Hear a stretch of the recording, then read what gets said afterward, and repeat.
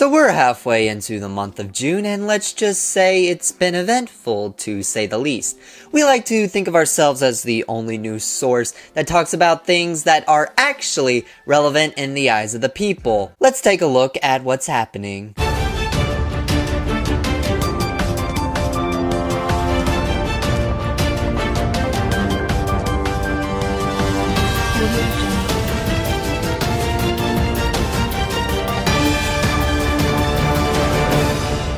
Welcome to the Goddamn News. I'm Brian Phillips. We have some interesting stories and segments for y'all this episode, so let's get right into it. Starting off with some pretty positive and kind of funny news, the Kansas Humane Society set out to reach a goal of $2,000 towards vaccinations, food, and microchipping for their animals. And they did this by promising for every $100 raised, they'd post a feet pic of one of their animals online. And they successfully achieved their goal, going above and beyond, making nearly $8,000. So pretty inspiring, to say the least. And they're still selling feet pics if you want to help. Donate $100 to them, and you too could own an adorable pic of some puppy, kitten, chinchilla, falcon feet, the list goes on. So summer's almost here, depending on if we upload this in time, less than 5 days away before the solstice.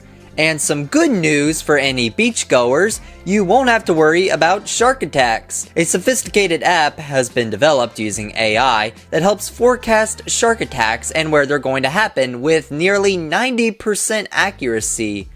This is incredible because it already dwindles down the very, very low percent of 1 in every 3.7 million swimmers that encounter a shark attack, which basically guarantees that you have nothing to worry about, zero reasons to fear sharks. And hey, if the storm chasers get their hands on this, then they could very easily calculate where sharknadoes are most likely to occur. And maybe we'll finally have one captured on video for the first time. Honestly, I've just got to give props to the developers for making an excellent use of AI for something other than porn or President Let's Plays. Spider-Man Across the Spider-Verse has surpassed his predecessor, making nearly $400 million in the box office within the first 2 weeks. As somebody who's seen the movie and praised it fairly well, I thought it'd be fun to see what some critics have to say negatively about the film and analyze where they went wrong. Leif Vettel. Well, to answer your question, Leif, the reason why most Marvel movies now adopt the concept of the multiverse is because we're in the multiverse saga. Before, it was the Infinity Saga, which revolved around the Infinity Stones.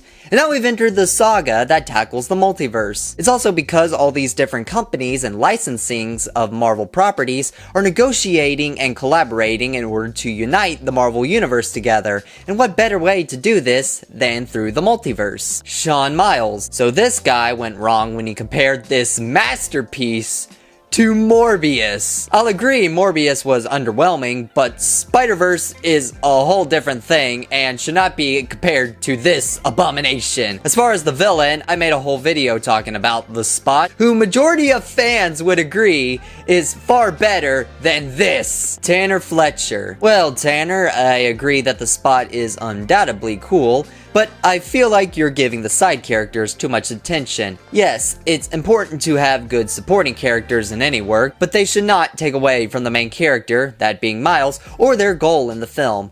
Because if a supporting character's story becomes more important than the main characters, then it takes away from the overall plot and message being set. Leslie Chow. You thought the plot was slow? This was one of the most fast-paced animated movies ever, and still managed to have plenty of narrative. It was very well balanced, and I don't know what you mean by political because, and I can't stress this enough, I was surprised there weren't any political standpoints in the film, which is a good thing.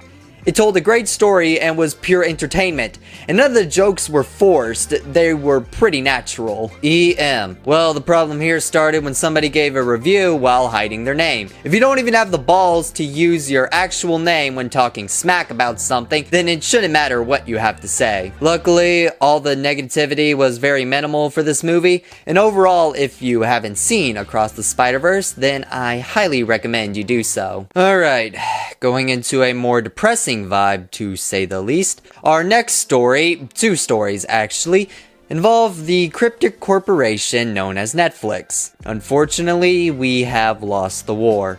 I'm sure many of y'all know about how Netflix was working on cracking down password sharing through an experimental trial in foreign countries, and as it turns out, they were successful. We all thought it would be the downfall of the streaming platform because, frankly, there's just not enough quality or quantity regarding their content that makes them the pinnacle of streaming they once were. But apparently it proved successful, as after they banned password sharing in select countries, their number of subscribers increased. So I guess those who subscribed must have been a huge fan of the Kissing Booth cinematic universe, loved watching 2 seasons of Survivor at a time, and enjoyed paying double the cost of a Disney Hulu bundle for shows like Big Mouth. I was really convinced that once people were kicked off their Netflix accounts they were sharing with someone else, they wouldn't sell out because you don't need Netflix year-round. It's really become the solstice of streaming where you only have 1 to 2 big premieres per year that are actually worth watching, like Stranger Things or Wednesday, for example. To make matters worse, they've cracked down on password sharing through the Wi-Fi. Basically, accounts will be registered on devices connected to the host primary Wi-Fi, which are limited on their own already and will reset every month. What that means is if your device isn't connected to your home Wi-Fi when you open Netflix at least once a month, you'll be kicked off until you log in from that Wi-Fi. The main issue with this that they overlooked factors outside the standard nuclear families, such as divorced families, families who don't live under one household, college students who are away, households with more than 7 devices, etc. There were just so many factors they didn't take into account for that can't be done through the means of a user's Wi-Fi. We're unsure when this change will go global. We can only hope that at the very least they'll improve this flaw so that maybe coinciding families can continue to share Netflix together outside one location. But if they didn't listen before, chances are they won't listen now. And the second story, slightly more positive in a weird way. Netflix is working on a restaurant called Netflix Bites. That's right, they're now tackling the food industry.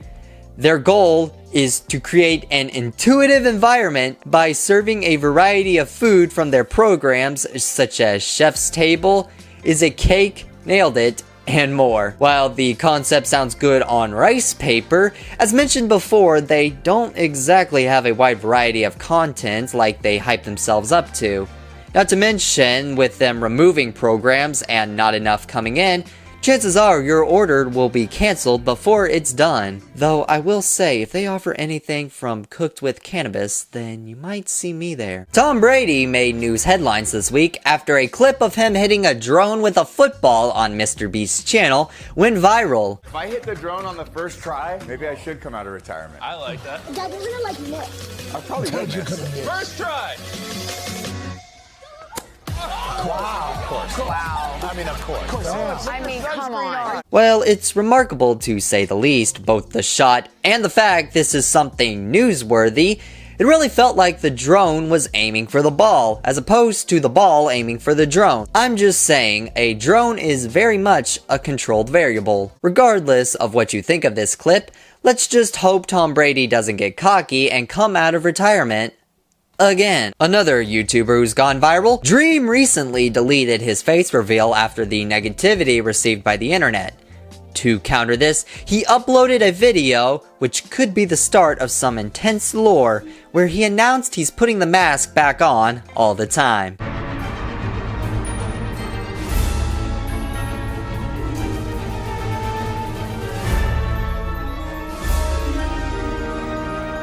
Whether or not this was in all seriousness, I stand by my previous statement, as it's definitely the start of some Dream lore. I'm talking Scott the Woz Blue Border type sh**.